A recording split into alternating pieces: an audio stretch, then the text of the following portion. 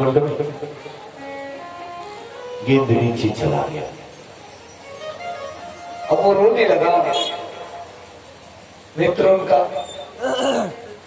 तो कन्हैया ने कहा रोता क्यों है, मैं अपने बाबा से बोलूंगा वो दूसरी गेंद ऐसी ही गेंद बाजार से खरीद के लिया के देंगे तुझको। नहीं, मुझको बाजार की गेंद नहीं, मुझे मेरी गेंद चाहिए, यही गेंद चाहिए। कहा अच्छा यही चाहिए तो मैं अभी ला के देता हूँ। बगल में ही एक कदम का पेड़ है, कदम के पेड़ पे चढ़े, छपाक से कूदे।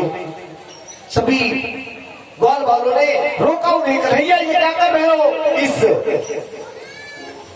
कालिया दह में नाग रहता है, ये पानी ये विषैला है, विष युक्त है, जहरीला है ये जल। गाय आती है पानी पीती है वो मर जाती है, कई जीव अपने प्राण गंवा चुके हैं, तू इसमें मत कूदना। और उसको सब दुत्कारने लगे, तुझे गेंद चाहिए ना, हम सब एक एक गेंद तुझे ला के देंगे। कन्हैया तू कूदना मत, कन्हैया तू कूदना मत। लेकिन कन्हैया कूद गए। लड़के भागे वहां से जाकर के मैया यशोदा को कहा, यशोदा मैया तेरा कन्हैया कालिया दह में कूद गया। मां तो बेहोश हो सुनती, जब तो लल्ला बचेगा नहीं, वो तो जहरीला है पानी, उधर तो कोई चीज जाने से मना किया है। सारे ब्रजवासी उस कालिया दह को आके घेर दिए। अब कन्हैया उस जल में प्रवेश करते हैं, अंदर देखते हैं एक विशाल नाग अपनी कुंडली मार के, और उसके इर्द गिर्द सैकड़ों नागिने, उनकी पत्नियां, नाग कन्याएं उसकी सेवा में, और वो सो रहा है, खर्राटे ले रहा है। तो नाग कन्याओं ने भगवान के सुंदर रूप को देखा, कहा इतना सुंदर बालक ये यहाँ क्यों आया, मेरे पति जगेंगे तो इसे तो डस लेंगे, इसे खा जाएंगे। उनकी निगाह करेगी ये बच्चा जल जाएगा, इतना सुंदर कोमल, इतना सुंदर। उसने कहा हे बालक आप यहाँ क्यों आए हो, मरने से डर नहीं लगता। कहा ये यमुना जी है, इसे तुमने अपना राज्य समझ रखा है, इसके ऊपर आधिपत्य अपना जमा रखा है। तुम सब लोग जाओ, मेरा गेंद यहाँ छुपा हुआ है, मैं गेंद लेने आया हूं, और उसके पूंछ से दबा हुआ था।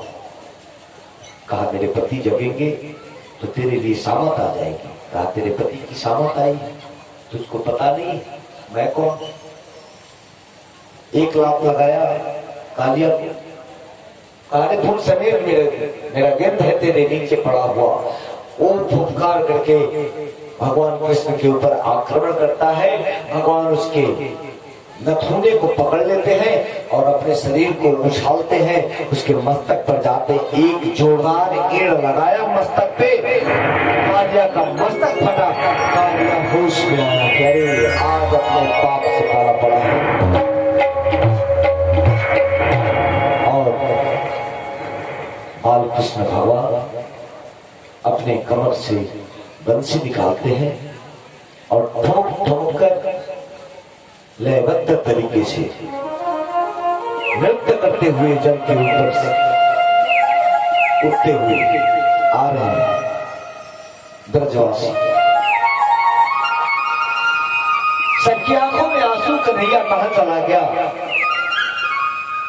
आ जाओ हरि आ जाओ। कथा की हर प्रसंग में, हर पंक्ति में भजन है, किंतु समय नहीं। तो कन्हैया ने कालिया को अपने वश में किया। ऊपर आए, सब लोगों ने भगवान को देखा, स्वस्थ है, दौड़ते हुए गया। यशोदा मैया को कहा लल्ला जीवित है भैया। उसने नाग के ऊपर देखो नृत्य कर रहा है, नाग को उसने वश में कर रखा है। मां को विश्वास नहीं हुआ, बलराम की बातों पर उन्हें बड़ा विश्वास होता था। बलराम ने कहा भैया ये सच कह रहा है। माँ दौड़ती हुई आती है और भगवान श्री कृष्ण ने कालिया को कहा कालिया तू यहां से इस यमुना को छोड़कर दूर चला जा। कहा प्रभु कैसे जाऊंगा?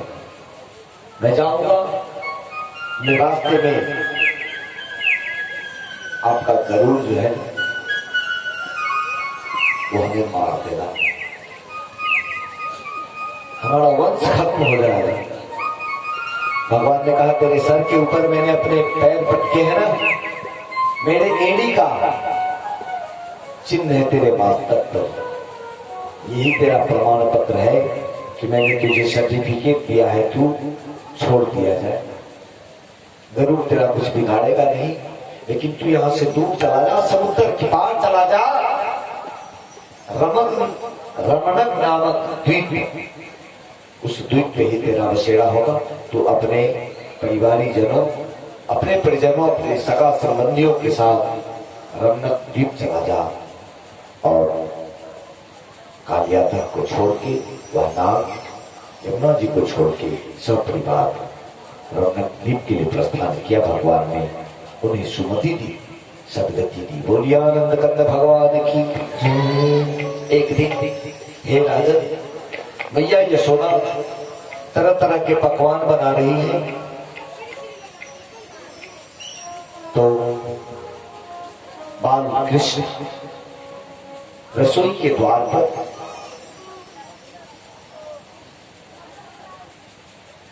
अच्छा बताओ रसोई में और किचन में क्या अंतर है? आप कहेंगे रसोई घर हिंदी नाम है, किचन अंग्रेजी नाम है। दोनों एक ही है? नहीं, दोनों एक ही नहीं है। जिस घर में रसना तैयार होता हो उसे रसोई घर कहते हैं, और जिसमें किचकिच होता हो उसको किचन कहते हैं।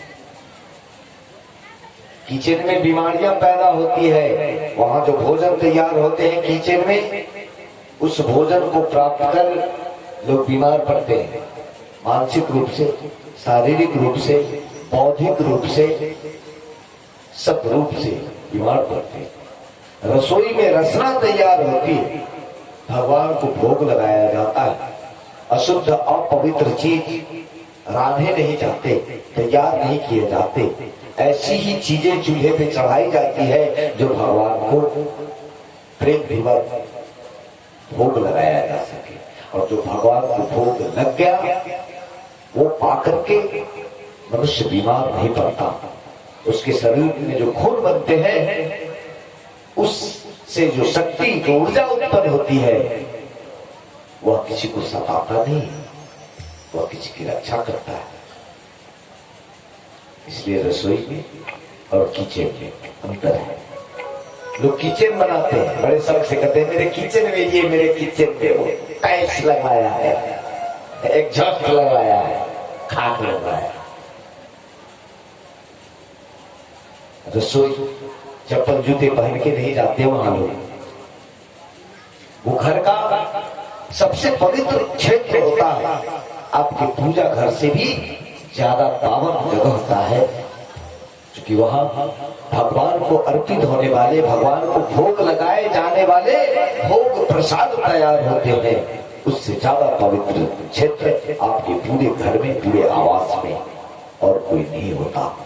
इसलिए उसे रसोई घर कहते हैं, उसमें रसना तैयार होती है।